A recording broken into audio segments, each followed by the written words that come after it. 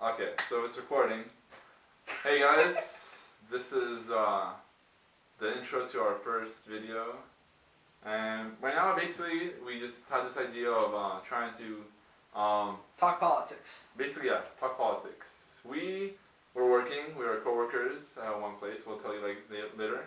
But I don't want you guys stalking us. That's creepy as fuck. Yeah. Anyways, so we're talking about our maybe not, hopefully not, running up vice president and presidents and all that shit that's going on in the media right now, and everything the media is strewing into its own different kind of weird ass shit, you know. So there was this thing that we heard on the radio talking about the vice president, and when she mentions about what did you say, that something about this war we have is a holy war. It's again, I won't say it was exactly a holy war. What she said, it was more like we are on God's side, or we're God's army, and it's just that idea.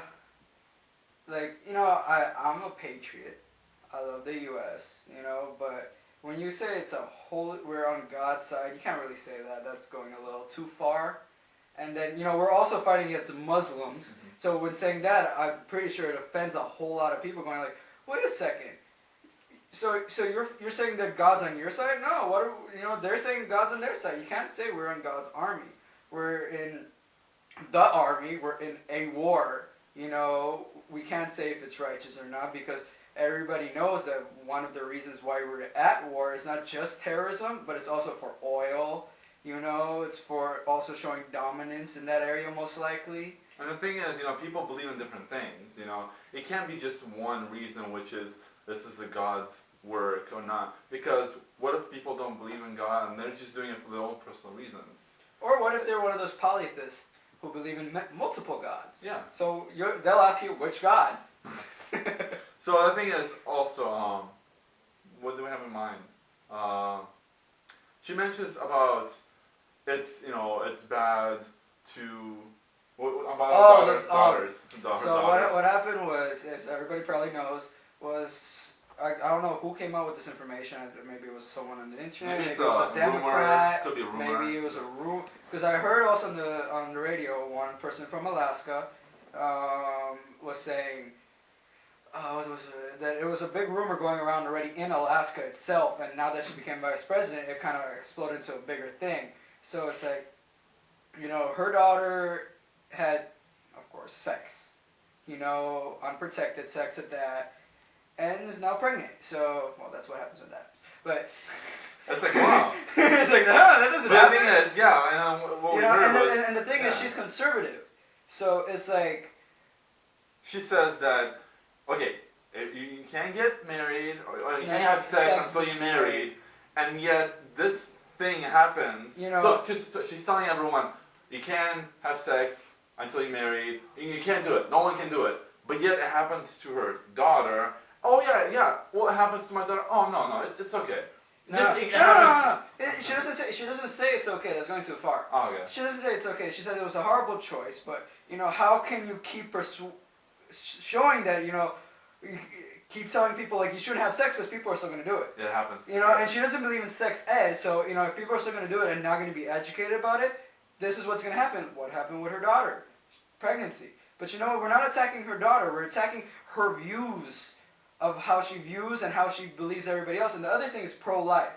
Both me and Alex here, we're supposed to use nicknames, but we're kind of stuck with this. We'll probably use them later on. Anyways, my name's Romez. Fair enough. Okay. Fair enough. All right. So me and Alex, we believe in pro-life. Pro-choice. Pro-choice. It's a woman's body. She has the choice to have an abortion or not. If she wants to keep the kid, she can keep the kid. It's her choice. It's all her choice.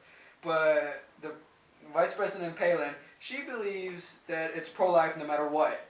And yet she goes on the record saying that she's happy the choice that her daughter made to keep her child, which I find very, very ridiculous, redundant, whatever the word, ironic, whatever it is, to go out and say, like, no, you can't have a choice. It has to be pro-life. And then you're saying that your daughter had made the choice to keep the child. I mean, then you can't say that. It makes no sense. You can't keep pursuing that point. Because he's being hypocritical to what she's saying. So yeah.